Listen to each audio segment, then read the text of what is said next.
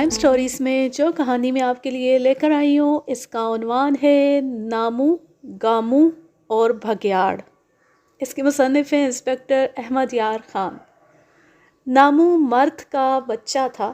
اس نے گاؤں میں للکار کر اعلان کیا تھا کہ وہ اپنی ایک ٹانگ کے بدلے دشمنوں کی ایک لاش گرائے گا۔ جذبہ انتقام کے گرد گھومتی ہوئی ایک پیش در پیش تفتیشی کہانی۔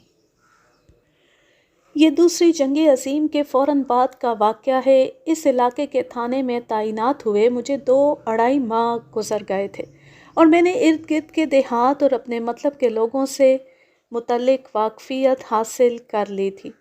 ایک دن صبح سویرے میں اپنے کوارٹر میں ناشتہ کر رہا تھا کہ تھانے سے ایک کانسٹیبل آ گیا۔ میں اسے اتنی صبح دیکھ کر سمجھ گیا کہ وہ کوئی خیر کی خبر نہیں لایا ہوگا۔ ضرور ڈکیتی یا قتل کی کسی واردات کی اطلاع تھانے پہنچی ہے، اور ہیڈ کانسٹیبل نے رپورٹ درج کرنے سے پہلے اسے میری طرف دوڑا دیا ہے۔ کانسٹیبل کے بات کرتی میرے اندازے کی تصدیق ہو گئی۔ تھانے سے تقریباً 2-2.5 میل دور ایک گاؤں میں قتل کی واردات ہو گئی تھی۔ میں چاہتا تو اپنے وقت پر اپنی مرضی سے تھانے جاتا، لیکن ان وقتوں میں ابھی تھانے داروں کو ایسی عادتیں نہیں پڑی تھیں، اور دوسری طرف انگریزوں کی حکومت تھی جو اس قسم کے معاملات میں سستی برداشت نہیں کرتے تھے۔ فوراً جانے کا ایک فائدہ یہ بھی تھا کہ واردات والی جگہ پر شہادتیں اور نشانات وغیرہ ابھی ٹھیک حالت میں مل سکتے تھے۔ جتنی دیر ہوتی ان کے ضائع ہونے کا خطرہ اتنا ہی زیادہ بڑھ جاتا۔ میں اسی وقت وردی پہن کر تیار ہوا اور کانسٹیبل کے ساتھ تھانے چلا گیا۔ وہاں 3 افراد بیٹھے ہوئے تھے۔ ان میں سے ایک کو میں جانتا تھا، وہ واردات والے گاؤں کا نمبردار تھا۔ باقی 2 کے متعلق پتہ چلا کہ ایک مقتول کا بڑا بھائی ہے اور دوسرا مقتول کا بڑا بیٹا ہے۔ مقتول کے بڑے بھائی کی عمر 50-55 سال ہوگی اور بیٹا 24-25 سال کے لگ بھگ ہوگا۔ مقتول کے بھائی نے میرے ساتھ بات کی۔ وہ رکھ رکھاؤ والا معزز شخص تھا اور بات کرنے کا سلیقہ جانتا تھا۔ اس نے اپنا نام مختار حسین بتایا۔ جو بھائی قتل ہو گیا تھا اس کا نام بختیار حسین تھا۔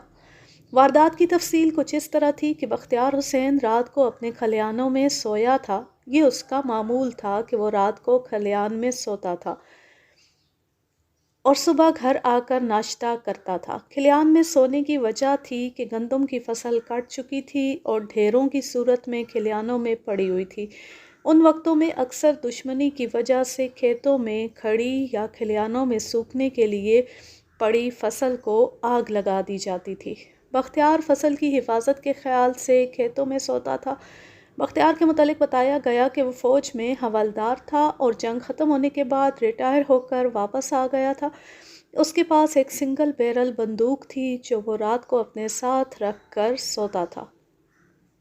اس صبح گاؤں کا ایک آدمی پو پھٹے اس طرف سے گزرا تو اس کو بختیار حسین چارپائی سے نیچے گرا ہوا نظر آیا۔ اگر بختیار حسین نارمل حالت میں زمین پر لیٹا ہوتا تو وہ آدمی اس کی طرف توجہ نہ دیتا، لیکن بختیار حسین کی پوزیشن یہ تھی کہ اس کا زیریں دھڑ چارپائی پر تھا اور بالائی دھڑ نیچے کو لڑکا ہوا تھا۔ بختیار حسین کو اس پوزیشن میں دیکھ کر وہ آدمی حیران ہوا اور آگے بڑھا تو اسے چارپائی کے نیچے جمع ہوا خون نظر آیا۔ یہ آدمی وہیں سے واپس ہو گیا اور سیدھا مختار حسین کے پاس گیا۔ صورتحال کا علم ہونے کے بعد مختار حسین گاؤں کے نمبردار کے ساتھ کھلیان میں پہنچا۔ انہوں نے دیکھا کہ بختیار مر چکا تھا۔ وہ وہیں سے تھانے چلے آئے۔ بختیار کا بڑا بیٹا بھی ساتھ آ گیا تھا۔ میں نے رپورٹ درج کی اور اس کے بعد چند کانسٹیبل لے کر موقع واردات کی طرف چل پڑا۔ جب ہم وہاں پہنچے تو لاش والے کھیت کے ارد گرد لوگوں کا ہجوم نظر آیا۔ اب سورج نکل آیا تھا اور گاؤں میں قتل کی خبر پھیل گئی تھی۔ میں پریشان ہو گیا کہ لوگوں کے ہجوم کی وجہ سے قاتل کے کھرے اور دیگر شہادتیں ضائع ہو گئی ہوں گی۔ ہمیں دیکھ کر لوگ راستہ چھوڑ کر ادھر ادھر ہو گئے۔ میں یہ دیکھ کر مطمئن ہو گیا کہ لوگ کھیت کے کنارے پر ہی کھڑے تھے، کھیت کے اندر کوئی داخل نہیں ہوا تھا۔ گاؤں کے 3-4 معززین نے لوگوں کو کھیت کے اندر آنے سے روک رکھا تھا۔ یہ لوگ کھروں کی اہمیت سمجھتے ہوں گے۔ میں نے آگے بڑھ کر پہلے لاش کا نظری معائنہ کیا۔ لاش کی حالت بالکل وہی تھی جو میں پہلے بیان کر چکا ہوں۔ مقتول منہ کے بل آدھا چارپائی سے نیچے گرا ہوا تھا۔ اس کے دونوں ہاتھ آگے کو پھیلے ہوئے تھے جیسے کسی چیز کو پکڑنا چاہ رہا ہو۔ اس کا چہرہ مٹی سے لتھڑا ہوا تھا۔ چارپائی بام کی تھی اور اس پر بستر نہیں تھا، صرف ایک تکیہ رکھا نظر آ رہا تھا۔ لاش کے ہاتھوں سے کچھ دور ایک سنگل بیرل بندوق گری ہوئی تھی۔ مقتول کی آنکھیں کھلی ہوئی تھیں۔ موت کی اذیت اس کے چہرے پر نقش ہو گئی تھی۔ مقتول صحت مند اور مضبوط تن و توش کا مالک تھا۔ چہرے کے خد و خال سے ظاہر ہوتا تھا کہ مقتول سخت اور کھردرا آدمی ہوگا۔ اس کے چہرے سے ایک عجیب طرح کی وحشت جھلکتی تھی جسے میں کوئی نام نہ دے سکا۔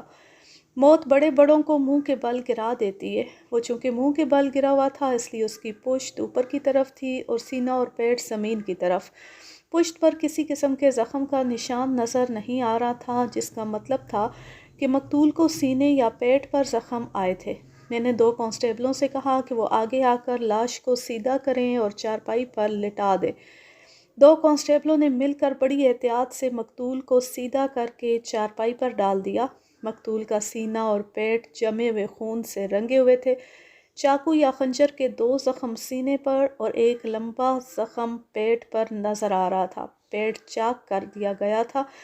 سینے کے زخم دل کے مقام پر تھے اور دونوں کے درمیان بمشکل 1 انچ کا فرق تھا۔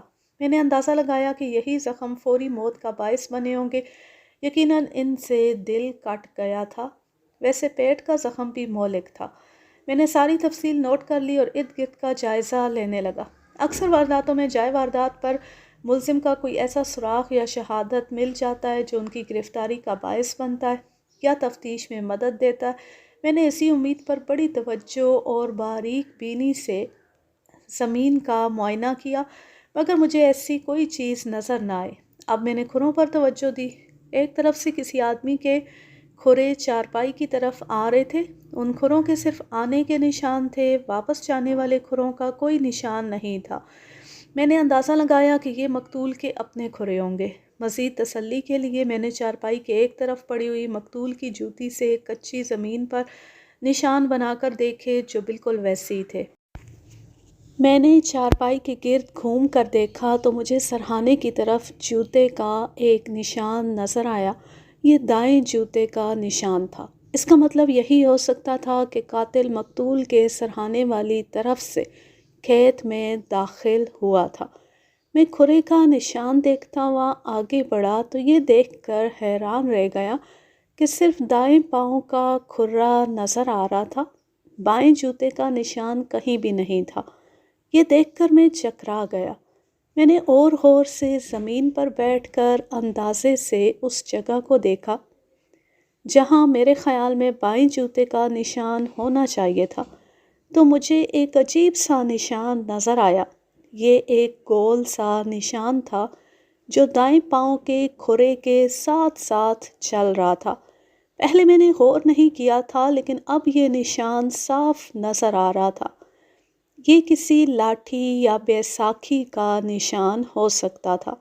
اس کا مطلب یہ تھا کہ قاتل بائیں ٹانگ سے لنگڑا ہے اور لاٹھی یا بیساکھی کے سہارے چلتا ہے۔ میں یہ دیکھتا ہوا آگے بڑھتا گیا۔ آگے جا کر کھیت ختم ہو گیا اور پگڈنڈی آ گئی۔ وہاں لوگوں کے ہجوم کی وجہ سے کھروں کا ملنا ناممکن سی بات تھی۔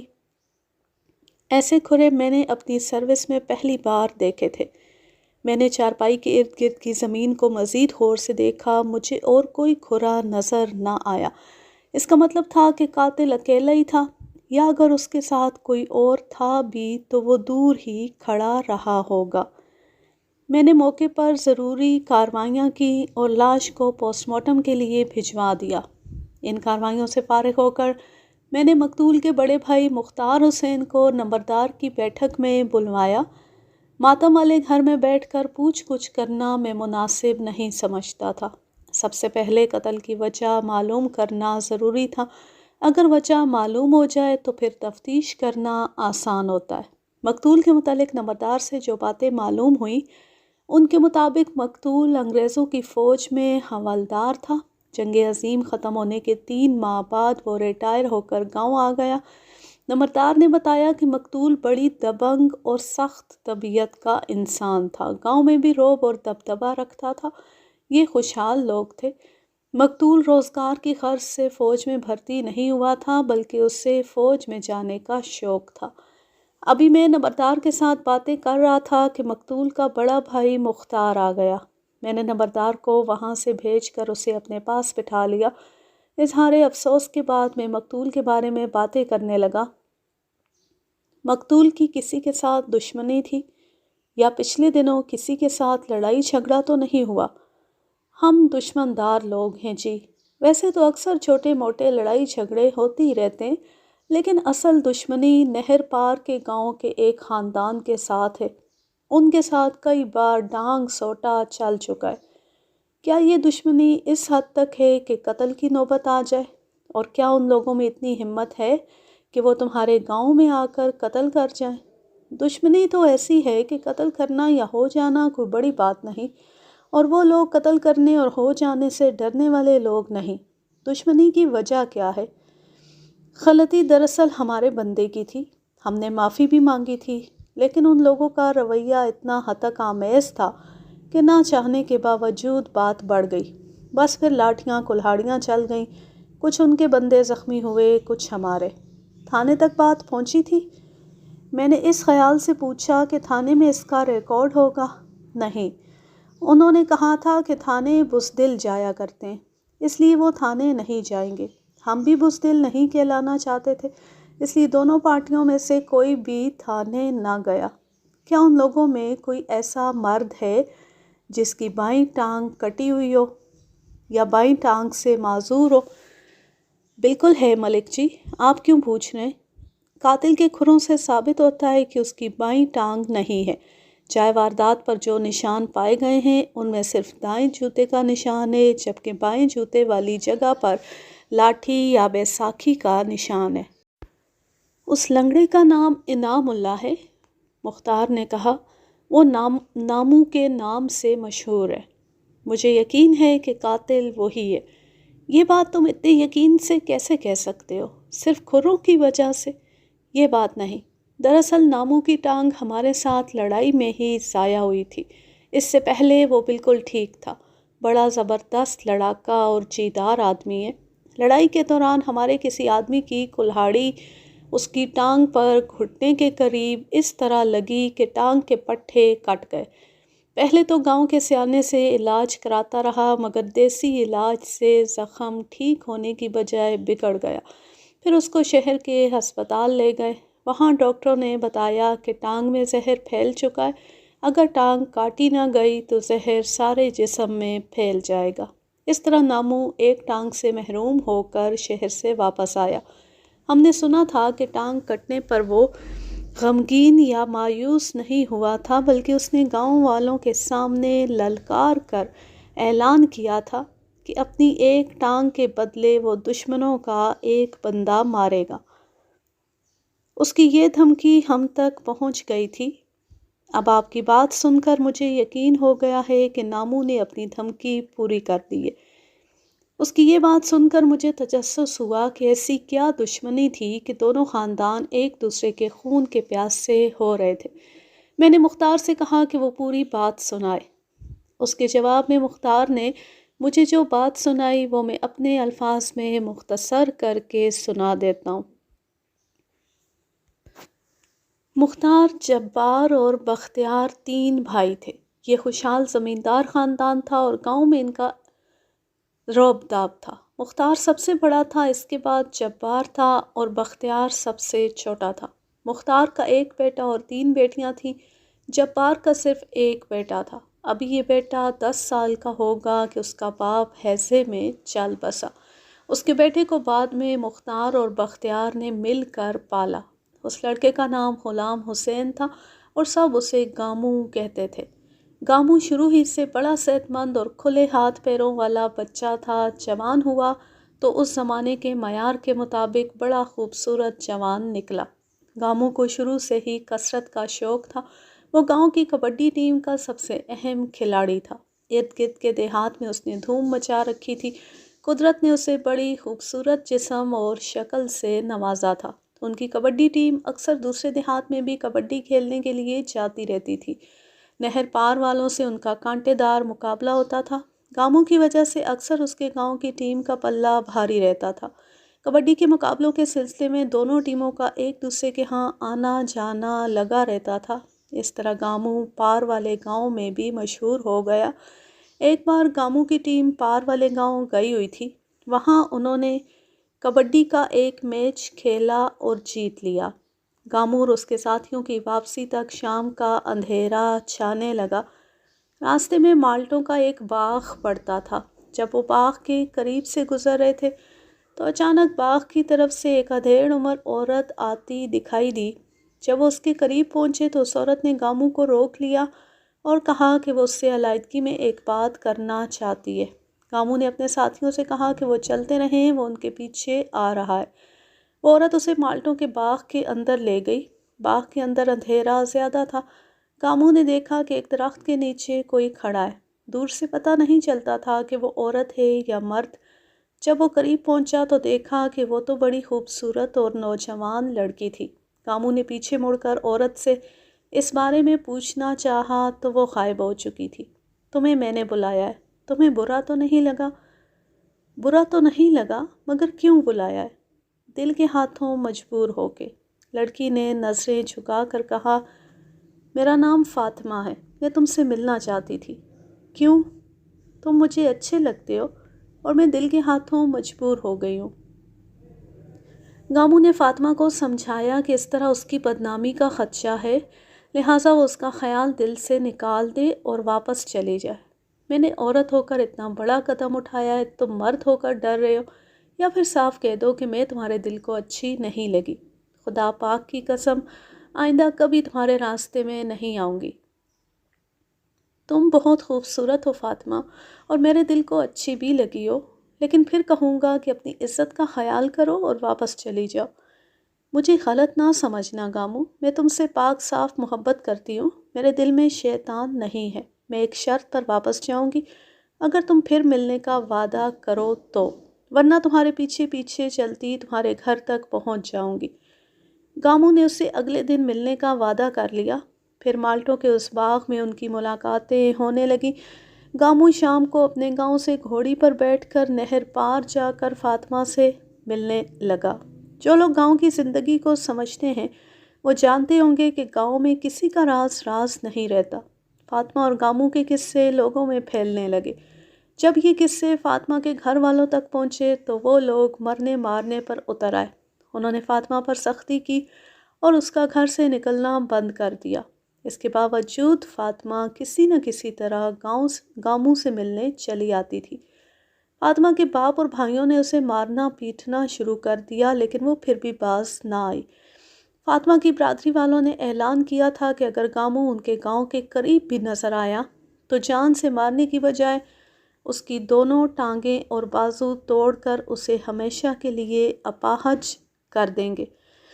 اس سارے معاملے کی اطلاع گاموں کے تایا مختار اور چچا بختیار کو ملی تو انہوں نے گاموں کو سمجھایا کہ وہ اس چکر کو چھوڑ دے اور آئندہ کبھی پار والے گاؤں میں نہ جائے اور نہ ہی فاطمہ سے ملنے کی کوشش کرے۔ گاموں نے کہا کہ وہ صرف ایک شرط پر ان کی یہ بات مانے گا کہ وہ اس کے لیے فاطمہ کا رشتہ مانگے۔ یہ ایک ناممکن سی بات تھی، اگرچہ دونوں خاندان برابر کی ٹکر کے تھے، لیکن ذات برادری کا فرق آڑے آ جاتا۔ انہی دنوں میں بختیار فوج میں چلا گیا۔ مختار نے کچھ معزز آدمیوں کو اس بات پر تیار کیا کہ وہ نہر پار والوں کے پاس جائے اور گاموں کے لیے فاطمہ کے رشتے کی بات چلائیں۔ یہ لوگ فاطمہ کے گاؤں چلے گئے۔ وہاں ان کی بہت آؤ بھگت کی گئی۔ ان معززین نے سارے معاملے پر بات کی اور گاموں کے تایا مختار کی طرف سے معافی بھی مانگی، لیکن جو ہی ان معززین نے فاطمہ کے رشتے کی بات چھیڑی وہ لوگ ہتھے سے اکھڑ گئے۔ فاطمہ کی برادری والوں نے ان معززین سے کہا کہ وہ فاطمہ کا نام بھی نہ لیں۔ یہ معززین ناکام واپس آ گئے۔ گاموں کو اس بات کا علم ہوا تو وہ بڑا تل ملایا۔ اس نے کہا کہ وہ فاطمہ کو حاصل کر کے رہے گا، چاہے اس کے لیے اسے کچھ بھی کرنا پڑے۔ کچھ دنوں بعد گاموں گاؤں سے غائب ہو گیا۔ وہ کسی کو کچھ بتا کر نہیں گیا تھا۔ اسے ہر جگہ تلاش کیا گیا جہاں اس کے ملنے کا امکان تھا، مگر اس کا کچھ پتہ نہ لگا۔ اسی طرح 2 دن گزر گئے۔ گاموں کی برادری والوں کو شک گزرا کہ کہیں گاموں فاطمہ کے گاؤں والوں کے ہتھے نہ چڑھ گیا۔ انہوں نے 2 آدمیوں کو ڈھکے چھپے انداز میں پتہ چلانے کے لیے فاطمہ کے گاؤں بھیجا۔ ان دونوں نے واپس آ کر اطلاع دی کہ گاموں ان لوگوں کے ہاتھ نہیں لگا۔ اب معاملہ الجھ گیا کہ گاموں گیا کہاں۔ اس سے اگلا دن چڑھا تو قیامت ہی آ گئی۔ صبح سویرے فاطمہ کی برادری کے 20-25 آدمی لاٹھیوں کلہاڑیوں سے مسلح ہو کر گاموں کے گاؤں آ گئے اور للکارنے لگے کہ گاموں کو ان کے حوالے کیا جائے۔ دوسری طرف سے چند منٹوں میں گاموں کی برادری والے بھی مسلح ہو کر نکل آئے۔ بات کھلی تو پتہ چلا کہ فاطمہ رات کو کسی وقت غائب ہو گئی ہے، اور ان لوگوں کو پورا یقین تھا کہ وہ گاموں کے ساتھ نکل آئی ہے۔ مختار نے ان لوگوں کو بتایا کہ گاموں 3-4 دنوں سے لاپتہ ہے اور وہ خود بڑے پریشان ہیں۔ فاطمہ کی برادری والے یہ بات ماننے پر تیار نہ تھے۔ ان کو پورا یقین تھا کہ گاموں گاؤں میں ہی کہیں چھپا ہوا ہے اور فاطمہ اس کے ساتھ ہے۔ بات تکرار کی حدود سے نکل کر ڈانگ سوٹے کی منزل تک جا پہنچی۔ دونوں طرف کے 5-6 بندے بری طرح زخمی ہوئے۔ معمولی زخم تو تقریباً سب کو لگے تھے۔ اسی لڑائی میں نامو کو ٹانگ پر کلہاڑی لگی تھی، جس کی وجہ سے بعد میں اس کی ٹانگ کاٹنی پڑی تھی۔ یہاں سے ان دونوں برادریوں کے درمیان خونی دشمنی پیدا ہو گئی۔ گاموں اور فاطمہ کا کچھ پتہ نہ لگا کہ وہ کہاں چلے گئے۔ سب کو یقین تھا کہ گاموں فاطمہ کو بھگا کر لے گیا ہے اور وہ دونوں اب کبھی واپس نہیں آئیں گے۔ یہ تھی ان لوگوں کی دشمنی کی وجہ۔ میں نے اس پر غور کیا تو اس نتیجے پر پہنچا کہ یہ وجہ قتل کا باعث بن سکتی ہے۔ میں نے مختار سے کچھ اور باتیں بھی پوچھیں جو تفتیش کے لیے ضروری تھیں۔ مختار نے صاف طور پر فاطمہ کی برادری کے لوگوں پر نام لے لے کر قتل کا شک ظاہر کیا۔ میں نے مختار کا سارا بیان لکھ لیا۔ اس کیس میں مجھے یہ سہولت مل گئی تھی کہ ادھر ادھر ٹامک ٹوئیاں مارنے کی بجائے تفتیش صرف ایک ہی رخ پر کرنی تھی۔ کاغذی کارروائیاں کرتے اور بیان لیتے دوپہر کا وقت ہو گیا۔ نمبردار نے دوپہر کے کھانے کا انتظام کیا تھا۔ کھانے سے فارغ ہو کر اپنے ساتھ آئے ہوئے کانسٹیبلوں کے ساتھ فاطمہ کے گاؤں چلا گیا۔ وہاں کے نمبردار کو میری آمد کا پتہ لگا تو وہ بھاگا آیا۔ میں نے اسے ساری صورتحال بتائی تو وہ مجھے ساتھ لے کر نامو کے گھر کی طرف چل پڑا۔ نامو کے گھر کے سامنے پہنچ کر نمبردار نے آگے بڑھ کر دستک دی۔ 10-12 سال عمر کے ایک لڑکے نے دروازہ کھولا۔ نمبردار نے اسے کچھ کہا تو وہ اندر چلا گیا۔ ذرا سی دیر بعد اس نے بیٹھک کا دروازہ کھولا اور ہمیں اندر بٹھا کر چلا گیا۔ ہمیں بیٹھے تھوڑی دیر گزری تھی کہ ایک قداور شخص بیساکھی کے سہارے چلتا ہوا اندر آ گیا۔ میں اسے دیکھتی ہی سمجھ گیا کہ یہ شخص انعام اللہ عرف نامو ہے۔ وہ بڑا خوبصورت جوان تھا، لمبا قد، گٹھا ہوا جسم اور ہلکا سانولا رنگ۔ اس کے چہرے پر ایک وقار سا تھا جو سامنے والے کو متاثر کرتا تھا۔ سچ پوچھیں تو اتنے صحت مند جوان کو بیساکھی کے سہارے چلتا دیکھ کر مجھے بہت افسوس ہوا۔ میں نے اسے بیٹھنے کو کہا تو وہ بیساکھی ایک طرف رکھ کر بیٹھ گیا۔ تم واقعی جوان مرد ہو۔ تم نے اپنا قول پورا کر دکھایا ہے۔ کون سا قول جی؟ آپ کس قول کی بات کر رہے ہیں؟ یاد کرو نامو، جب تمہاری ٹانگ کٹ گئی تھی تو تم نے رونے دھونے کی بجائے مردوں کی طرح للکار کر کہا تھا کہ تم اپنی ایک ٹانگ کے بدلے میں دشمنوں کی ایک لاش گراؤ گے۔ اوہ ہاں، نامو نے ذرا سا سوچا اور پھر اپنی دائنی کنپٹی پر شہادت کی انگلی مارتے ہوئے کہا، وہ تو میں نے جوش اور غصے میں آ کر کہا تھا۔ لڑائی جھگڑوں میں زخم تو آتے ہی رہتے ہیں۔ میری ٹانگ اپنی غلطی کی وجہ سے ضائع ہوئی تھی۔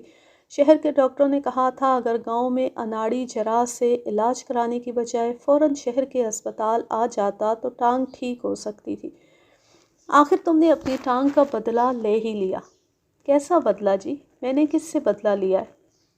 اتنے پریشان کیوں ہوتے ہو نامو؟ تم نے مردوں والا کام کیا ہے۔ ایک ٹانگ سے معذور ہونے کے باوجود دشمن کے گھر جا کر وار کیا ہے۔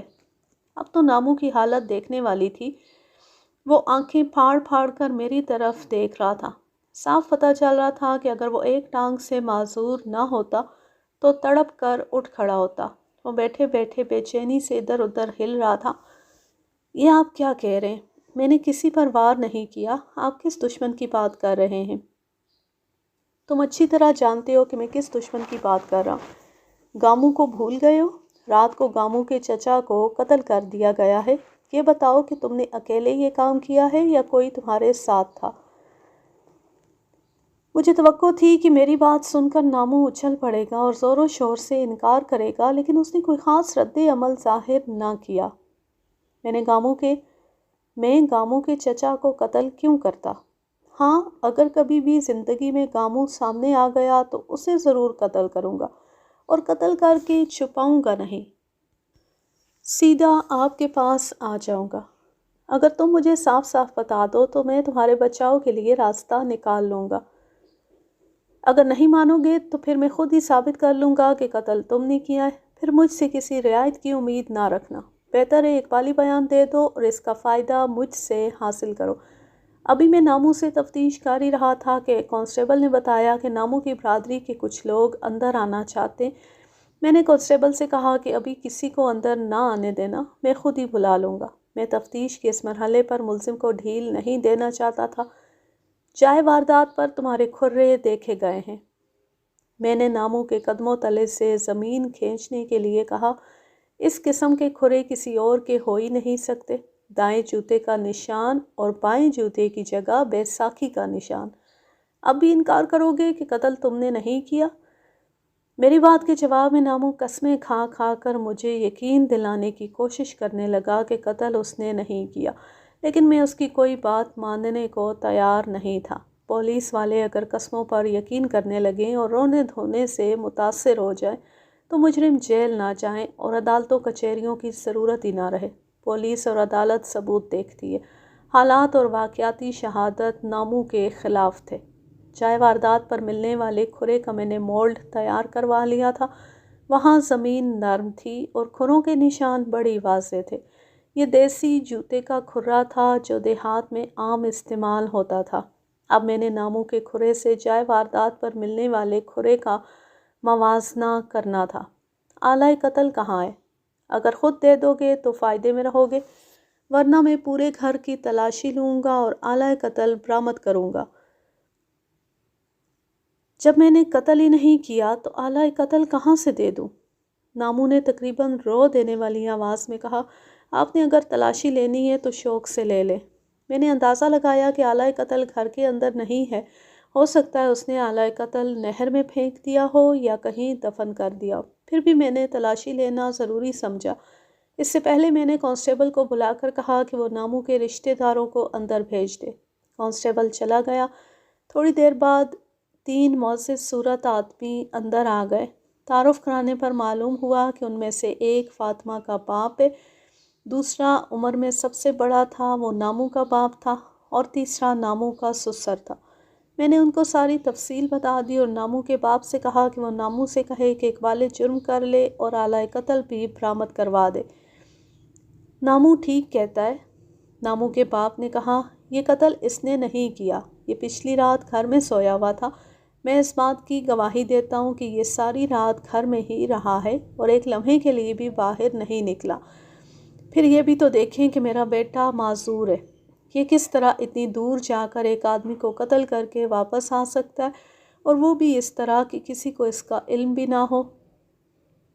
میں نے بھی پہلے اس پہلو پر سوچا تھا کہ ایک ٹانگ سے معذور آدمی کس طرح ایک گاؤں سے دوسرے گاؤں آ کر قتل کی کامیاب واردات کر سکتا ہے، لیکن پھر نمبردار نے باتوں باتوں میں نامو کا ذکر کرتے ہوئے بتایا تھا کہ بڑا جیدار بندہ ہے، ایک ٹانگ سے معذور ہونے کے باوجود کسی کی مدد کے بغیر گھوڑے پر سوار ہو جاتا ہے اور بڑی مہارت سے گھوڑا دوڑاتا ہے۔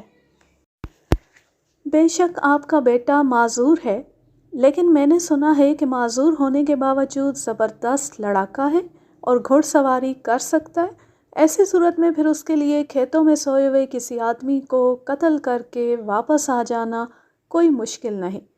پھر جائے واردات پر آپ کے بیٹے کے مخصوص کھرے ملے ہیں، دائیں جوتے اور ایک بیساکھی کے نشان والے کھرے، اور کس کے ہو سکتے ہیں؟ آپ خود ہی بتا دیں۔ میں قرآن اٹھانے کو تیار ہوں۔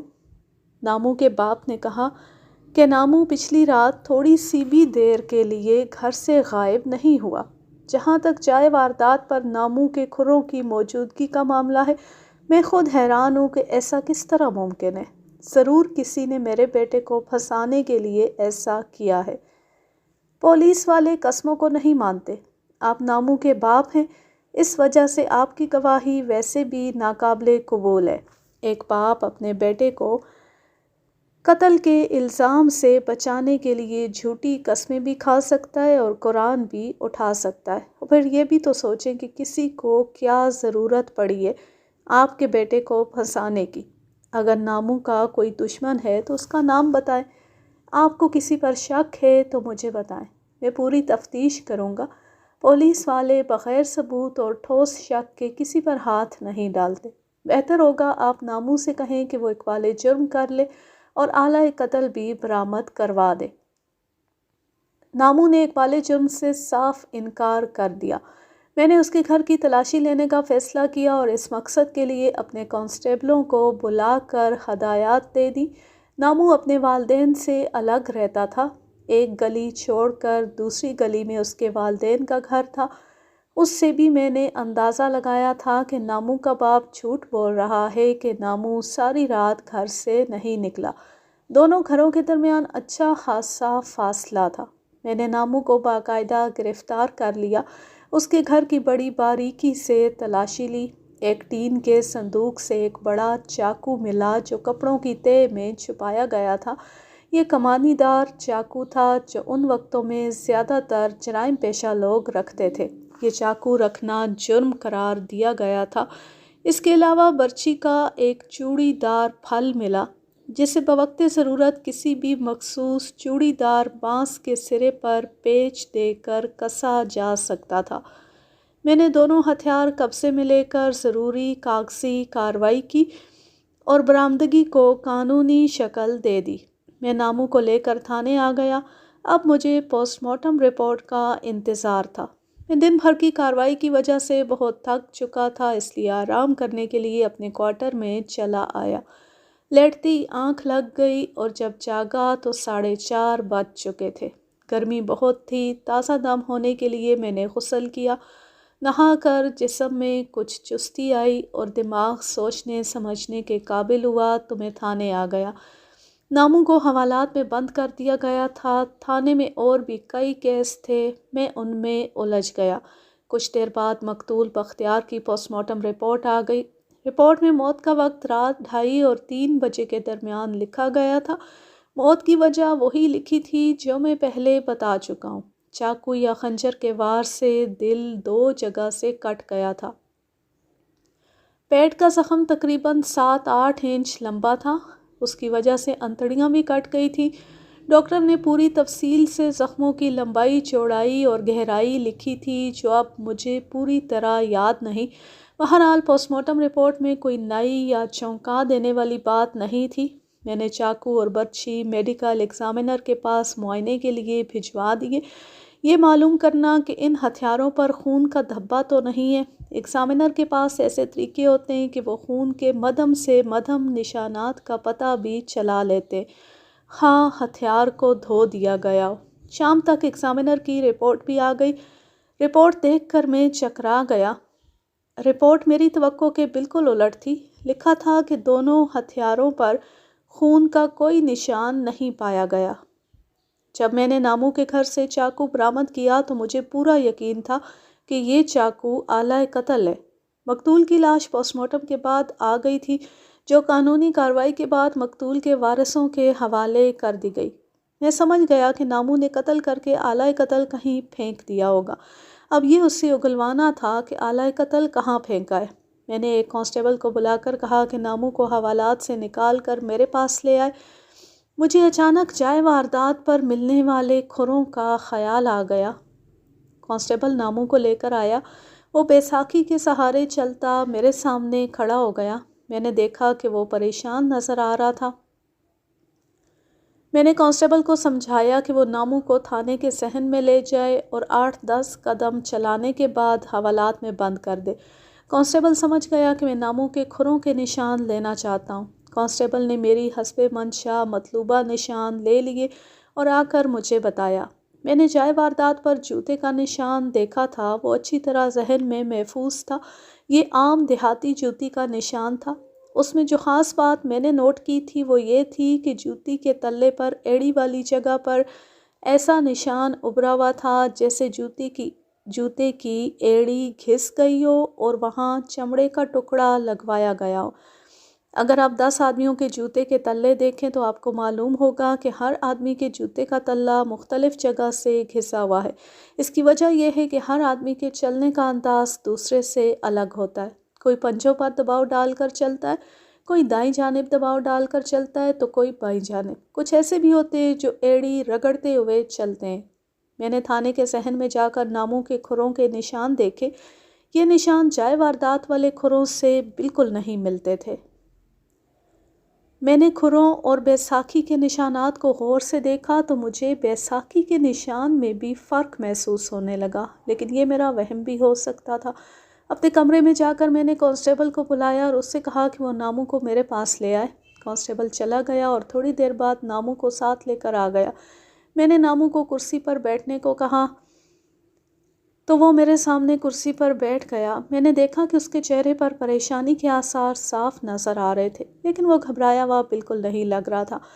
میں تم پر تشدد نہیں کرنا چاہتا ناموں، اگر تم شرافت سے اقبالی بیان دے دو تو مجھ سے فائدہ حاصل کر سکتے ہو۔ ایک بات یاد رکھو، یہ آخری موقع ہے، اس کے بعد میں ذرا بھی رعایت نہیں کروں گا۔ جائے واردات پر تمہارے کھرے موجود ہیں، تمہارے خلاف شہادت بھی مضبوط ہے، وجہ قتل بھی معقول ہے۔ بولو، بیان دو گے؟ میرا بیان وہی ہے جو پہلے تھا۔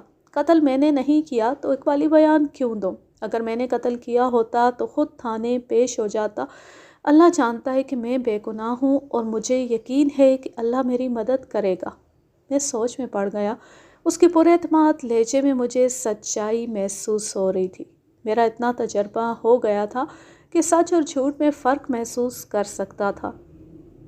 مجرم اور جھوٹے آدمی کے بات کرنے کا انداز اور ہوتا ہے، اور جب ایک سچا آدمی بات کرتا ہے تو اس کا ایک خاص انداز ہوتا ہے جو کوئی تجربے کار تھانے دار ہی پہچان سکتا ہے۔ ناموں کے بات کرنے کے انداز سے لگ رہا تھا کہ وہ سچ بول رہا ہے، مگر بات جائے واردات پر پائے جانے والے کھروں پر آ کر اٹک جاتی تھی۔ اگر ناموں سچ بول رہا ہے تو پھر جائے واردات پر موجود کھرے کس کے تھے؟ میں اپنا شک پوری طرح رفع کیے بغیر ناموں کو چھوڑنا نہیں چاہتا تھا۔ میں نے تھانے کے صحن میں ناموں کے کھروں کے جو نشان لیے تھے وہ جائے واردات پر پائے جانے والے کھروں سے نہیں مل رہے تھے، لیکن ضروری نہیں تھا کہ ناموں نے واردات کے وقت وہی جوتا پہن رکھا ہو جو اب پہنے ہوئے تھا۔ ضروری تھا کہ میں ناموں کے زیر استعمال تمام جوتے چیک کرتا۔ میں نے کانسٹیبل کو بلایا اور اس سے کہا کہ وہ فوراً سائیکل پر ناموں کے گھر چلا جائے اور ناموں کی بیوی سے کہے کہ ناموں کے جتنے بھی جوتے ہیں وہ دے دے۔ کانسٹیبل چلا گیا۔ میں نے ناموں کو حوالات میں بھجوا دیا اور خود دوسرے کاموں میں مصروف ہو گیا۔ 11:30 بجے کا وقت ہوگا جب ایک کانسٹیبل نے آ کر اطلاع دی کہ ناموں کا باپ اور سسر مجھ سے ملنا چاہتے ہیں۔ میں نے ان کو اپنے پاس بلا لیا، وہ آ گئے۔ میں نے ان سے پوچھا کہ وہ کیوں آئے ہیں تو انہوں نے بتایا کہ وہ ناموں سے ملنے کے لیے آئے ہیں اور اس کے علاوہ میرے ساتھ ایک ضروری بات کرنا چاہتے ہیں۔ میں نے ان کو بتایا کہ چونکہ ابھی تفتیش ہو رہی ہے اس لیے وہ ناموں سے نہیں مل سکتے۔ پھر میں نے ان سے پوچھا کہ وہ میرے ساتھ کیا ضروری بات کرنا چاہتے ہیں۔ ناموں پر رحم کریں ملک جی، ناموں کے باپ نے میرے آگے ہاتھ باندھ کر کہا، آپ ہمیں حکم کریں، ہم آپ کی ہر خدمت کے لیے تیار ہیں۔ اللہ نے آپ کی دعا سے بہت دے رکھا ہے۔ میں سمجھ گیا اس کا اشارہ کس قسم کی خدمت کی طرف ہے۔ وہ مجھے رشوت کی پیشکش کر رہا تھا۔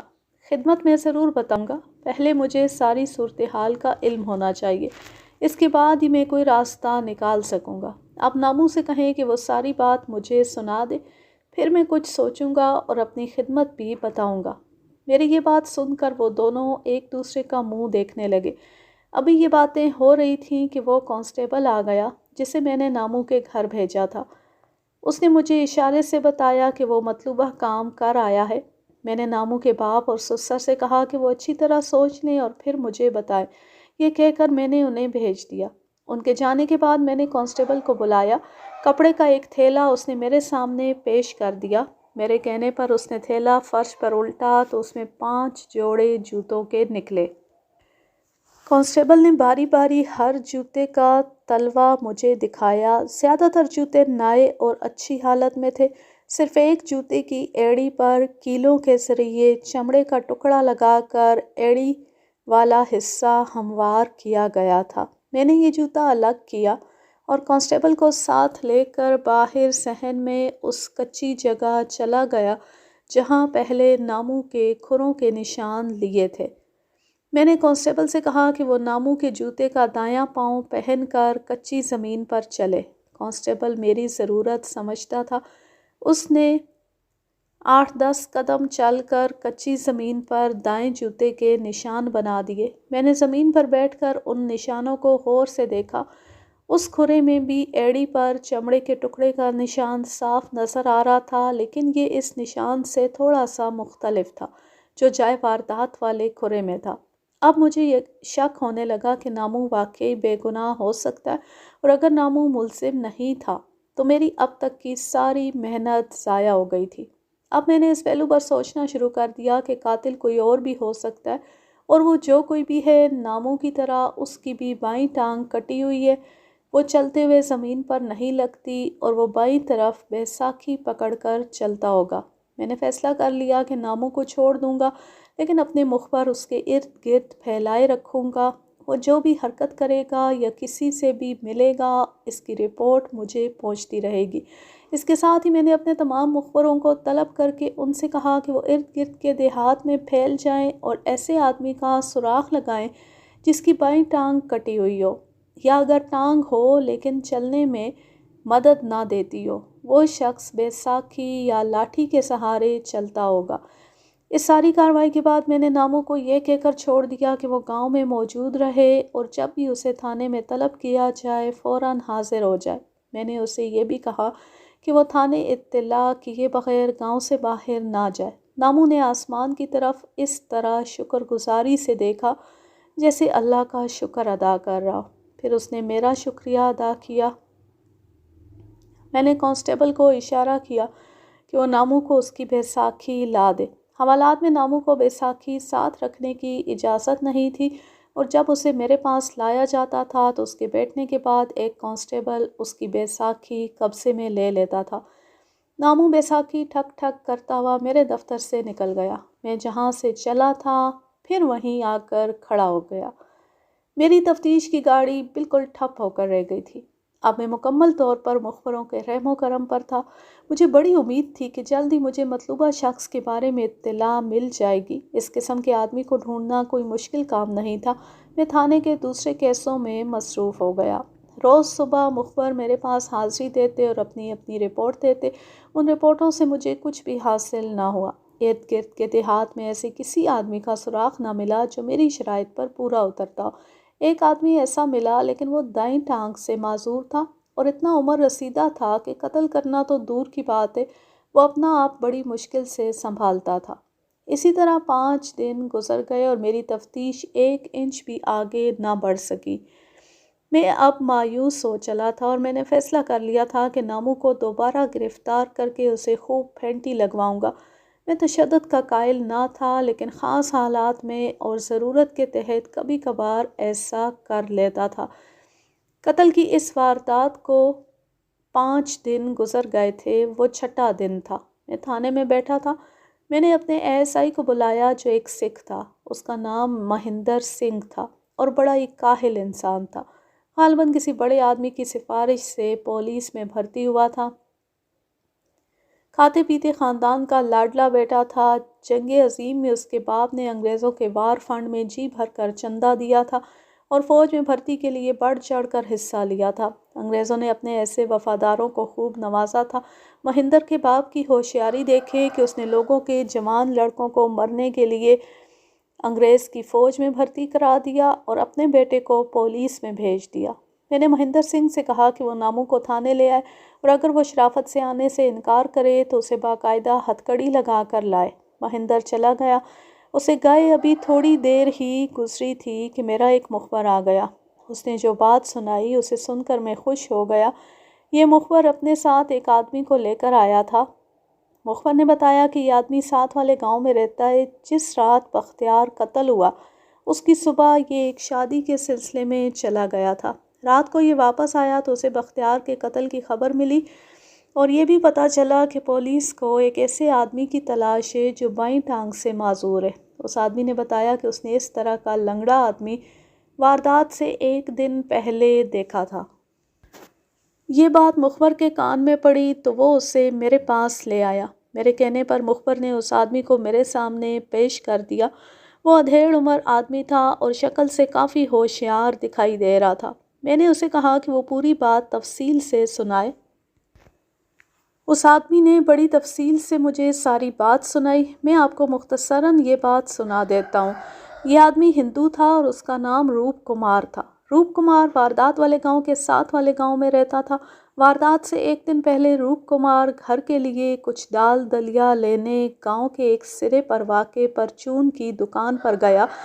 یہ ایک ہندو کی دکان تھی جو ریٹائرڈ فوجی تھا اور جنگ عظیم میں برما کے محاذ پر زخمی ہو گیا تھا۔ اس کے زخم کچھ اس نوعیت کے تھے کہ اس کا دایاں بازو مفلوج ہو گیا تھا۔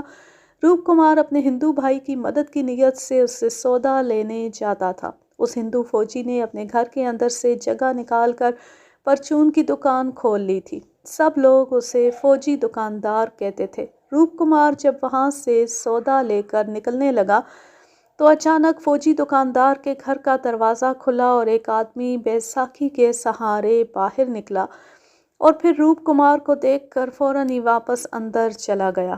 روپ کمار نے اس پر کوئی زیادہ توجہ نہ دی۔ ایک لنگڑا آدمی نظر آ جانا کوئی ایسی اہم بات نہیں تھی۔ اس سے اگلے دن روپ کمار کسی رشتہ دار کی شادی کے سلسلے میں شہر چلا گیا۔ روپ کمار شادی بھگتانے کے بعد واپس گاؤں آیا تو اس نے سنا کہ ساتھ والے گاؤں میں قتل کی واردات ہو گئی ہے۔ ان وقتوں میں جب کہیں قتل کی واردات ہو جاتی تھی تو دور دور تک دہشت پھیل جاتی تھی اور لوگ خوفزدہ ہو جاتے تھے۔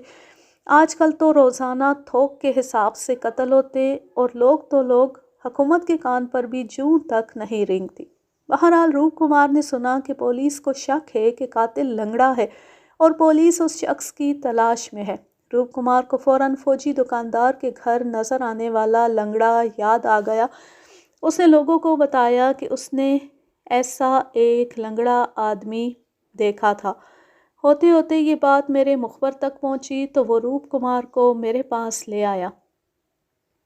اگر وہ لنگڑا دوبارہ تمہارے سامنے آئے تو کیا تم اسے پہچان لو گے؟ اگرچہ میں نے صرف چند لمحوں کے لیے اسے دیکھا تھا لیکن میں اسے آسانی سے پہچان لوں گا۔ اس کی وجہ اس کے چہرے پر زخم کا ایک لمبا نشان تھا جو بڑا واضح نظر آ رہا تھا۔ کیا تم یقین سے کہہ سکتے ہو کہ اس کی بائیں ٹانگ معذور تھی؟ نہیں جی، میں نے غور نہیں کیا تھا۔ وہ کچھ دیر سوچتا رہا اور پھر بولا، مجھے ایسا شک پڑتا ہے کہ وہ اپنی دائیں ٹانگ پر کھڑا تھا اور بیساکھی اس کے بائیں طرف تھی۔ میں نے ASI مہندر کو بلایا اور اس سے کہا کہ وہ روپ کمار کے ساتھ جائے اور فوجی دکاندار کو ساتھ لے آئے۔ میری یہ بات سن کر روپ کمار کچھ گھبرا گیا۔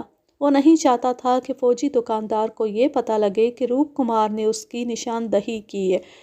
میں نے اسے تسلی دی کہ اس کا نام اس کیس میں بالکل نہیں آئے گا، وہ بس دور سے ASI کو مکان دکھا دے۔ یہ سن کر اس ہندو کی جان میں جان آئی۔ میں نے مہندر کمار سے کہا کہ وہ 2 کانسٹیبل ساتھ لے کر جائے۔ اس کے بعد میں نے روپ کمار کا شکریہ ادا کیا اور یہ کہہ کر اسے جانے دیا کہ اگر اس کی مدد کی ضرورت پڑی تو اسے بلوا لوں گا۔ مہندر سنگھ 2 کانسٹیبلوں کو ساتھ لے کر روپ کمار کے ساتھ چلا گیا۔ مہندر سنگھ چلا گیا تو میں اس سوچ میں پڑ گیا کہ فوجی دکاندار کے گھر دیکھا جانے والا لنگڑا کون ہے اور کیا وہ قاتل ہو سکتا ہے؟ اگر وہی لنگڑا قاتل ہے تو اس کی حوالدار بختیار کے ساتھ کیا دشمنی ہو سکتی ہے؟ وہ لنگڑا کہاں سے آیا اور فوجی دکاندار سے اس کا کیا تعلق ہو سکتا ہے؟ یہ اور اس قسم کے لاتعداد سوالات میرے ذہن میں کلبلانے لگے۔ ان سارے سوالات کا جواب صرف ایک شخص دے سکتا تھا اور وہ شخص تھا فوجی دکاندار۔ میں بڑی بے چینی سے اس کے آنے کا انتظار کرنے لگا۔ وقت گزاری کے لیے میں نے ایک دوسرے کیس کی فائل کھول لی۔ تقریباً 1.5-2 گھنٹے کے بعد ASI مہندر سنگھ آ گیا۔ وہ فوجی دکاندار کو ساتھ لے آیا تھا۔ اس دکاندار کا نام تو پرکاش نارائن تھا لیکن گاؤں والے اسے فوجی کہتے تھے۔ میں نے مہندر سے کہا کہ وہ پرکاش کو میرے پاس بھیج دے اور کسی کو اندر نہ آنے دے۔ مہندر پرکاش کو میرے پاس چھوڑ کر چلا گیا۔ میں نے دیکھا وہ ایک عام سے سانولے رنگ کا ہندو تھا۔ اس کے ڈیل ڈول میں کوئی جاسپیت نہیں تھی۔ شکل سے ہی نظر آ رہا تھا کہ غریب گھرانے سے تعلق رکھتا ہے۔ غربت کی مار ایسی ہوتی ہے کہ انسان کے چہرے کی رونق اور تازگی چھین لیتی ہے۔ پرکاش کے چہرے سے یتیمی برس رہی تھی اور وہ کچھ خوفزدہ نظر آ رہا تھا۔ پرکاش نے دونوں ہاتھ جوڑ کر مجھے پرنام کیا اور چپ چاپ کھڑا ہو گیا۔ مجھے بتایا گیا تھا کہ اس کا دایاں ہاتھ جنگ میں زخمی ہونے کے بعد مفلوج ہو گیا تھا۔ میں نے دیکھا کہ اس کا یہ ہاتھ بالکل مفلوج نہیں ہوا تھا، وہ اس ہاتھ کو معمولی حرکت دے سکتا تھا۔ اس نے پرنام کے لیے دونوں ہاتھ اٹھا کر جوڑے تھے تو بائیں ہاتھ سے دائیں ہاتھ کو سہارا دے رکھا تھا۔ میں نے اس کو بیٹھنے کے لیے کہا اور پھر اس کے ساتھ ادھر ادھر کی باتیں شروع کر دیں۔ باتوں باتوں میں نے اس کے ہاتھ کے متعلق پوچھا کہ اسے کیا ہوا تھا۔ اس نے بتایا کہ وہ برما کے محاذ پر اگلے مورچوں میں تھا۔ شدید گولہ باری ہو رہی تھی۔ اس کے قریب ہی ایک گولہ گرا، اس کے کچھ ٹکڑے اسے لگے جن سے وہ شدید زخمی ہو گیا۔ زخم تو ٹھیک ہو گیا لیکن اس کا دایاں ہاتھ بیکار ہو گیا۔ وہ لنگڑا کہاں ہے؟ میں نے اچانک پرکاش سے پوچھا۔ میرا یہ سوال سن کر پرکاش اس طرح بدکا جیسے کسی نے بے خبری میں اسے سوئی چبو دی ہو۔ وہ حیرانی سے میرا منہ دیکھنے لگا۔ میں نے اپنے ذہن میں سوچ لیا تھا کہ اسے سنبھلنے کا موقع نہیں دوں گا۔ آپ کس لنگڑے کی بات کر رہے؟ میں سمجھا نہیں۔ میں اسی لنگڑے کی بات کر رہا ہوں جس کے ساتھ مل کر تم نے حوالدار بختیار کو قتل کیا ہے۔ اب تو پرکاش یوں اچھلا جیسے میں نے اس پر بم پھینک دیا ہو۔ اس کی آنکھیں عجیب سے انداز میں پھیل گئیں جیسے ابھی باہر نکل آئیں گی۔ اس نے کچھ بولنے کی کوشش کی لیکن صرف اس کے ہونٹ ہلتے دکھائی دیے، آواز نہ نکلی۔ میرے سامنے جھوٹ بولنے کی کوشش نہ کرنا پرکاش۔ میرے پاس کئی گواہ موجود ہیں جنہوں نے اس لنگڑے کو تمہارے گھر آتے ہوئے دیکھا تھا۔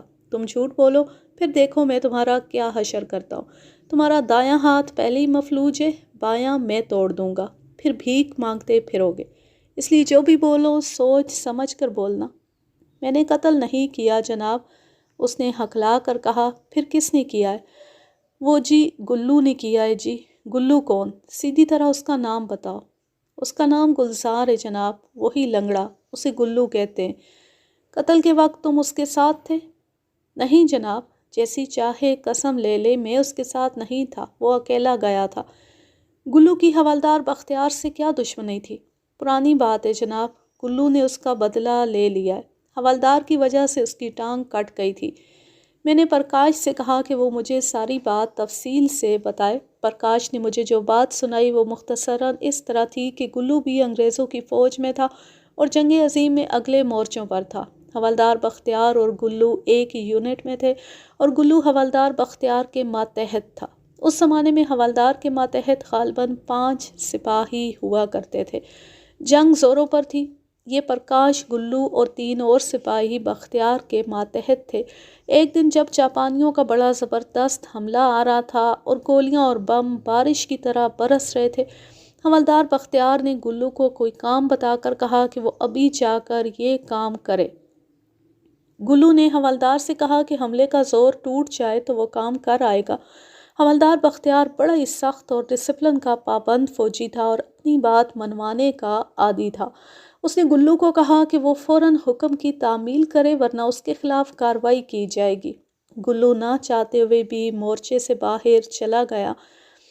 ابھی کچھ ہی دور گیا تھا کہ ایک گولہ گلو سے کچھ فاصلے پر گرا اور اس کا ایک چھوٹا ٹکڑا گلو کے منہ پر لگا اور ایک بڑا ٹکڑا گھٹنے پر لگا جس سے اس کی بائیں ٹانگ اس بری طرح مجروح ہو گئی کہ ڈاکٹروں کو کاٹنی پڑی۔ گلو کو معذوری کی وجہ سے فوج سے ریٹائر کر دیا گیا۔ اس کا گلو کو بڑا رنج تھا اور اس حادثے کا ذمہ دار وہ حوالدار بختیار کو سمجھتا تھا۔ اس نے عہد کر رکھا تھا کہ بختیار سے اپنی ٹانگ کٹنے کا بدلہ ضرور لے گا۔ ادھر کچھ دنوں بعد پرکاش بھی زخمی ہو گیا اور گاؤں آ گیا۔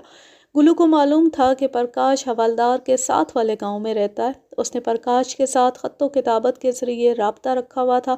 اس نے پرکاش سے کہہ رکھا تھا کہ جب بھی حوالدار گاؤں میں نظر آئے وہ اسے اطلاع کر دے۔ جن دنوں حوالدار بختیار گاؤں میں آیا ہوا تھا، پرکاش کسی کام سے اس گاؤں گیا تو اس کو پتہ چل گیا کہ حوالدار گاؤں میں موجود ہے۔ اس نے خط لکھ کر گلو کو اطلاع دے دی۔ چند دنوں بعد گلو پرکاش کے پاس آ گیا اور اس کے گھر چھپا رہا۔ وہ اتنی دور سے گھوڑی پر آیا تھا۔ واردات والی رات اس نے پرکاش سے کہا کہ وہ حوالدار کا کام تمام کرنے جا رہا ہے اور وہیں سے واپس نکل جائے گا، پرکاش کے پاس نہیں آئے گا۔ گلو اپنی گھوڑی پر بیٹھ کر رات کے وقت پرکاش سے رخصت ہو گیا۔ اگلے دن پرکاش نے سنا کہ حوالدار بختیار کو قتل کر دیا گیا ہے۔ میں نے پرکاش سے پوچھا کہ گلو کہاں رہتا ہے۔ اس نے مجھے ایک گاؤں کا نام لے کر بتایا کہ گلو وہاں رہتا ہے۔ یہ گاؤں میرے تھانے سے 6-7 میل کے فاصلے پر تھا اور میرے علاقے میں نہیں آتا تھا۔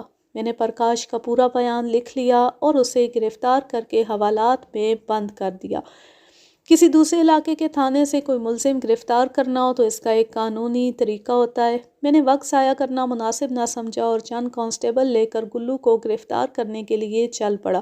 اس علاقے کا تھانے دار ایک سکھ تھا، اس کا نام گجندر سنگھ تھا۔ میں اس کے پاس چلا گیا، وہ سکھوں کی روایتی زندہ دلی سے ملا اور میری خاطر تواضع کا انتظام کرنے لگا۔ میں نے اسے بتایا کہ میں کس مقصد کے لیے آیا ہوں۔ تسی جل پانی کرو ملک جی، تہاڈا ملزم تانوں مل جائے گا۔ یہ کہہ کر گجندر سنگھ نے اپنے ایک ہیڈ کانسٹیبل اور 2 کانسٹیبلوں کو گلو کے گاؤں بھیجا کہ وہ جہاں بھی ملے اسے پکڑ کر لے آئیں۔ سردار گجندر سنگھ نے کھانے کا بڑا ہی پرتکلف بندوبست کیا تھا۔ کھانے کے بعد اس نے مجھ سے کسی اور خدمت کے لیے بھی پوچھا لیکن میں نے انکار کر دیا۔ وہ دراصل مجھے شراب کے لیے پوچھ رہا تھا۔ سکھ سگریٹ بالکل نہیں پیتے لیکن شراب کھل کر پیتے ہیں۔ تقریباً آدھے گھنٹے بعد گجندر سنگھ کا ہیڈ کانسٹیبل اور کانسٹیبل ایک آدمی کو گرفتار کر کے لے آئے۔ اسے دیکھتی ہی میں سمجھ گیا کہ وہ گلزار عرف گلو ہے۔ وہ دائیں ٹانگ پر بیساکھی کے سہارے چل رہا تھا۔ اسے تانگے پر بٹھا کر لائے تھے۔ میں نے دیکھا اس کے چہرے پر زخم کا ایک بڑا لمبا نشان بڑا واضح نظر آ رہا تھا۔ یہی شخص میرا مطلوبہ ملزم تھا۔ گلو نے دیسی جوتی پہنی ہوئی تھی۔ میں نے اس کی جوتی اتروا کر تلہ دیکھا۔ میری توقع کے مطابق جوتی کی ایڑی کے سرے پر چمڑے کا ایک ٹکڑا لگا ہوا تھا۔ میں نے کچی زمین پر اس کا نشان بنا کر دیکھا تو بالکل ویسا ہی تھا جیسا جائے واردات والے کھرے میں نظر آیا تھا۔ سردار گجندر سنگھ نے قانونی کارروائی کے بعد ملزم باقاعدہ میرے حوالے کر دیا۔ میں نے سردار گجندر سنگھ کا شکریہ ادا کیا اور گلو کو لے کر اپنے تھانے آ گیا۔ جس وقت میں اپنے تھانے میں پہنچا مغرب کا وقت ہو چکا تھا۔ میں تھک گیا تھا۔ میں نے باقی کارروائی سے پہلے تھوڑا آرام کرنا مناسب سمجھا تاکہ تازہ دم ہو کر تفتیش کر سکوں۔ میں نے ASI مہندر سنگھ کو سمجھایا کہ میں رات کو ملزم سے پوچھ گچھ کروں گا، لہٰذا وہ ملزم کو تیار رکھے۔ ملزم کو تیار رکھنے کا مطلب مہندر سنگھ سمجھتا تھا کہ ملزم کو سونے نہیں دینا اور اسے ذہنی طور پر اس حالت میں لے آنا ہے کہ وہ اقبال جرم کرنے میں دیر نہ لگائے۔ مہندر سنگھ کو اچھی طرح سمجھا کر میں اپنے کوارٹر میں آ کر سو گیا۔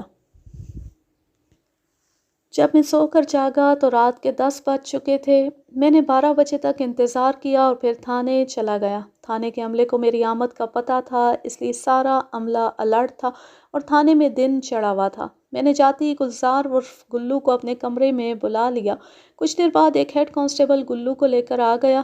گلو کی حالت اچھی نہیں تھی۔ نیند کی وجہ سے اس کی آنکھیں سرخ ہو رہی تھیں اور وہ جھوم رہا تھا۔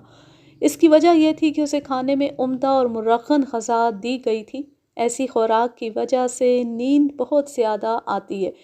ہیڈ کانسٹیبل نے گلو کو میرے سامنے کھڑا کر دیا۔ گلو کی آنکھیں بار بار نیند کی وجہ سے بند ہو رہی تھیں۔ میں نے ہیڈ کانسٹیبل کو اشارے سے سمجھایا کہ اسے سونے نہیں دینا۔ جو ہی گلو کی آنکھیں بند ہوتی، ہیڈ کانسٹیبل اس کے بال پکڑ کر ایک زوردار جھٹکا دے دیتا۔ میں نے اسے کھڑا ہی رکھا، بیٹھنے کو نہ کہا۔ تم اپنی گرفتاری کی وجہ سمجھ گئے ہوگے گلو۔ میں نے تمہیں یوں ہی گرفتار نہیں کر لیا۔ میرے پاس تمہارے خلاف مکمل ثبوت اور شہادت موجود ہے کہ تم نے حوالدار بختیار کو قتل کیا ہے۔ جائے واردات پر تمہارے مخصوص کھرے پائے گئے ہیں۔ اس کے علاوہ تمہارے دوست پرکاش نے سب کچھ اگل دیا ہے اور قتل کی وجہ بھی بتا دی ہے۔ تمہارے لیے اب اس کے علاوہ کوئی راستہ نہیں کہ اقبال جرم کر لو۔ بولو، اقبالی بیان دو گے؟ ہاں، اس بھگیاڑ کو میں نے مارا ہے۔ گلو نے نیند سے پیچھا چھڑانے کے لیے اپنے سر کو زور زور سے جھٹکتے ہوئے پھٹ کر کہا، میرا عہد پورا ہو گیا ہے، میں اب زندہ نہیں رہنا چاہتا۔ پوچھو، کیا پوچھتے ہو؟ بھگیاڑ کے نام پر میں چونکا۔ اس نے حوالدار بختیار کو بھگیاڑ کہا تھا۔ میں نے کہانی کے آغاز میں لکھا ہے کہ حوالدار بختیار کی لاش کا معائنہ کرتے ہوئے جب میں نے اس کا چہرہ دیکھا تھا تو اس کے خد و خال دیکھ کر مجھے ایک عجیب سا احساس ہوا تھا جسے میں اس وقت کوئی نام نہیں دے سکا تھا۔ اب ملزم گلو نے اسے بھگیاڑ کہا تو ایک دم میری آنکھوں کے سامنے بختیار کا چہرہ آ گیا۔ اس چہرے کو دیکھ کر واقعی کسی بھگیاڑ کا تاثر ابھرتا تھا۔ آپ جانتے ہوں گے کہ بھگیاڑ پنجابی زبان میں بھیڑیے کو کہتے ہیں۔ گلو نے بیان دینے پر آمادگی ظاہر کر دی تو میں نے اسے کرسی پر اپنے سامنے بٹھا لیا۔ اس نے بڑی تفصیل سے ہر بات بتائی۔ درمیان میں جہاں ضرورت پڑی میں نے اس سے سوال بھی کیے۔ اس کا طویل بیان میں آپ کو ذرا مختصر کر کے سنا دیتا ہوں۔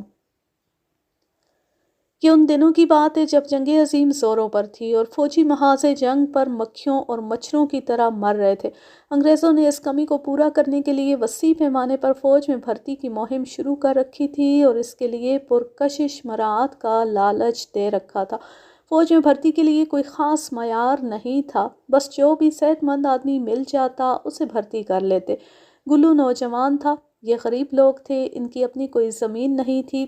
گلو کا باپ دوسروں کی زمین بٹائی پر لے کر کھیتی باڑی کرتا تھا اور اس طرح گھر کا راشن پانی چلتا تھا۔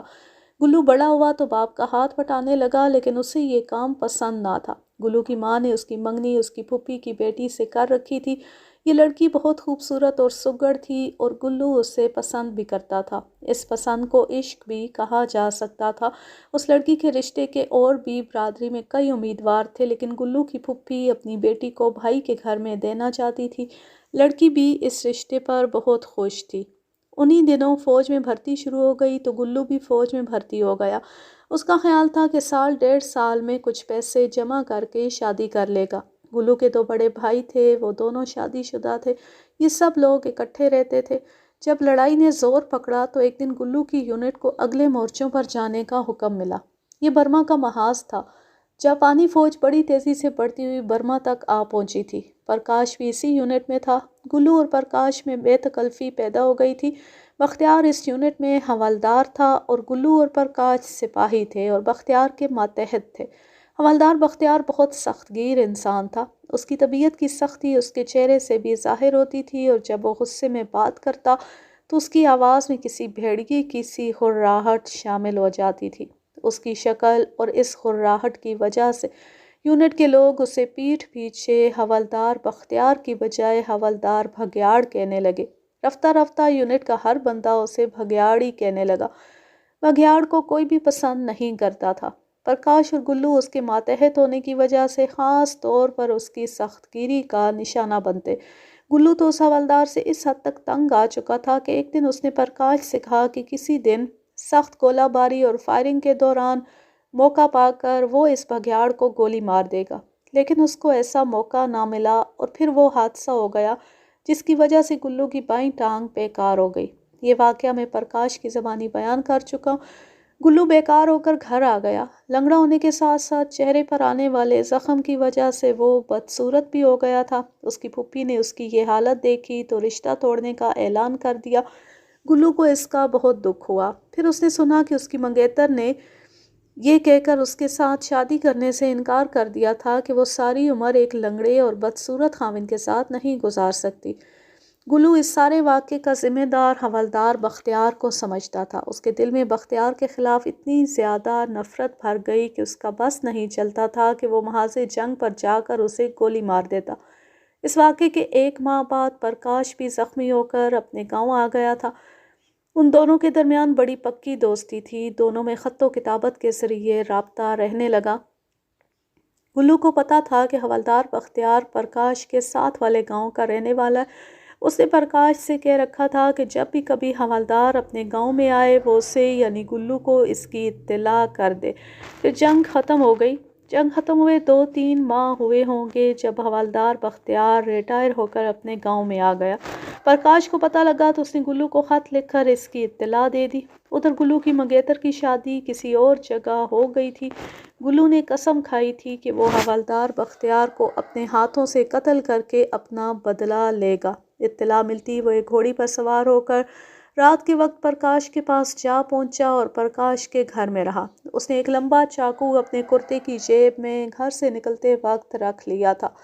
دن کے وقت پرکاش اور گلو گھوڑیوں پر سوار ہو کر بختیار کے گاؤں چلے گئے۔ وہ گاؤں کے اندر داخل نہ ہوئے بلکہ باہر سے چکر کاٹ کر کھیتوں کی طرف چلے گئے۔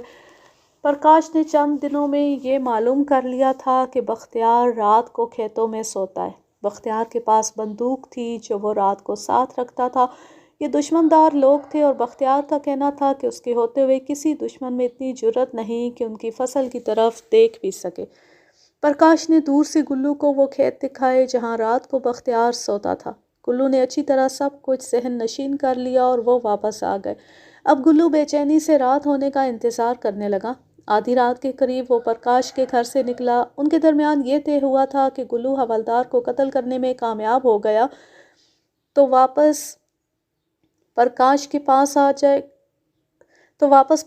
پاس نہیں آئے گا، اور اگر کسی وجہ سے وہ یہ کام نہ کر سکا تو واپسی پر پرکاش کے پاس آئے گا اور اگلی رات پھر کوشش کرے گا۔ آدھی رات کے بعد کا وقت ہوگا جب گلو بختیار کے گاؤں کے باہر سے ہوتا ہوا کھیتوں والی طرف پہنچ گیا۔ اس نے دور سے دیکھا تو اسے حوالدار ایک چارپائی پر سویا نظر آیا۔ گلو بڑی احتیاط سے گھوڑی کو آہستہ روی سے چلاتا ہوا اس کھیت کے کنارے تک پہنچ گیا جہاں حوالدار سو رہا تھا۔ اس نے گھوڑی ایک درخت کے ساتھ باندھی اور گھوڑی کی کاٹھی کے ساتھ بندھی ہوئی بیساکھی اتاری اور بڑی مہارت کے ساتھ سوئے ہوئے حوالدار کی طرف بڑھنے لگا۔ حوالدار اپنی موت سے بے خبر گہری نیند سو رہا تھا۔ 2-2:30 بجے رات کا وہ وقت ہوتا ہے جب نیند بڑی گہری ہو جاتی ہے۔ گلو کسی قسم کی آہٹ پیدا کیے بغیر سوئے حوالدار کے قریب جا پہنچا۔ وہ حوالدار کے سر والی طرف سے گیا تھا تاکہ اگر سوئے ہوئے حوالدار کی آنکھ کسی وجہ سے کھل بھی جائے تو اسے گلو نظر نہ آئے۔ اس نے بیساکھی زمین پر رکھ دی اور چاقو نکال کر بڑے اطمینان اور پورے قہر و نفرت کے ساتھ سوئے ہوئے حوالدار کے دل کے مقام پر وار کیا۔ چاقو کھا کر حوالدار ایک جھٹکے سے اٹھا اور اس کے حلق سے ایک اذیت ناک گراہ نکل گئی۔ اس نے دائیں ہاتھ سے بندوق پکڑ لی۔ اسی وقت گلو نے اس کے سینے پر دوسرا وار کیا۔ بندوق حوالدار کے ہاتھ سے نکل کر چارپائی سے نیچے جا گری۔ گلو اس وقت انتقام کے جوش میں باولا ہو چکا تھا۔ اس نے تیسرا وار حوالدار کے پیٹ پر کیا اور چاقو پیٹ میں اتارنے کے بعد ایک جھٹکے سے کھینچ کر پیٹ پھاڑ دیا۔ حوالدار منہ کے بل آدھا چارپائی سے نیچے جا پڑا اور اس کا نچلا دھڑ چارپائی پر ہی رہا۔ خون فواروں کی طرح نکل رہا تھا۔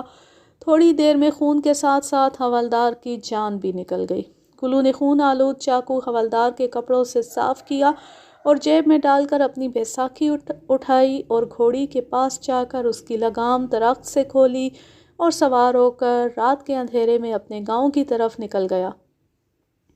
راستے میں ایک نالے سے چاقو اچھی طرح دھویا اور اپنے کپڑوں کو غور سے دیکھ کر خون کی جو چھینٹیں پڑی تھیں وہ بھی صاف کر لیں۔ پھوپ ہٹنے سے پہلے وہ اپنے گاؤں پہنچ گیا۔ کسی کو اس پر شک نہ ہوا کہ وہ کیا کر آیا ہے۔ گلو نے مجھے بڑی لمبی بات سنائی تھی جو میں نے مختصر کر کے آپ کو سنا دی ہے۔ میں نے اس سے پوچھا کہ وہ چاقو کہاں ہے جس سے اس نے حوالدار کو قتل کیا تھا تو اس نے بتایا کہ وہ چاقو اپنے گھر میں پرچھتی پر پھینک دیا تھا، اب بھی وہیں ہوگا۔ میں نے اس کا سارا بیان لکھ لیا، اس کے دستخط کروا لیے۔ صبح ہوئی تو میں اس کو ساتھ لے کر آلہ قتل برآمد کرنے کے لیے اس کے گاؤں روانہ ہو گیا۔ اس کے گاؤں پہنچ کر میں نے نمبردار اور 2 معزز آدمیوں کو ساتھ لیا اور ہم گلو کے گھر چلے گئے۔ نمبردار اور دونوں گواہوں کے سامنے گلو نے بڑی مشکل سے پرچھتی سے چاقو اتار کر دیا۔ میں نے گلو کو مجسٹریٹ کے سامنے پیش کر کے زیر دفعہ 164 اس کا بیان قلم بند کرا دیا۔ گلو نے وہی بیان مجسٹریٹ کے سامنے بھی دے دیا۔ میں نے کیس تیار کر کے عدالت میں پیش کر دیا۔ پرکاش نے بھی بیان دے دیا تھا۔ گلو وہاں بھی اپنے بیان پر قائم رہا۔ موقع کا کوئی گواہ نہیں تھا۔ اگر گلو اپنے بیان سے منحرف ہو جاتا تو بچ سکتا تھا، لیکن اسے اب زندہ رہنے میں کوئی دلچسپی نہیں تھی۔ اس نے بیان دیتے ہوئے بتایا تھا کہ معذور ہونے کی وجہ سے اس کے بھائیوں اور بھابھیوں کا رویہ اس کے ساتھ اچھا نہیں رہا تھا اور وہ اسے بوجھ سمجھنے لگے تھے۔ سیشن جج نے گلو کو موت کی سزا سنا دی اور پرکاش کو انتے جرم میں 5 سال قید سنائی گئی۔ گلو کے باپ نے ہائی کورٹ میں اپیل کی۔ ہائی کورٹ نے گلو کی موت کی سزا عمر قید میں تبدیل کر دی۔ گلو کا باپ اس کی جان بچ جانے پر خوش تھا، لیکن گلو کو اس بات کی ذرا بھی خوشی نہ تھی۔ یوں یہ کہانی اپنے اختتام کو پہنچی۔ اب میں لیتی ہوں آپ سے اجازت۔ جہاں رہیں خوش رہیں، شاد و آباد رہیں، ہنستے مسکراتے رہیں۔ اللہ حافظ، اللہ نگہبان۔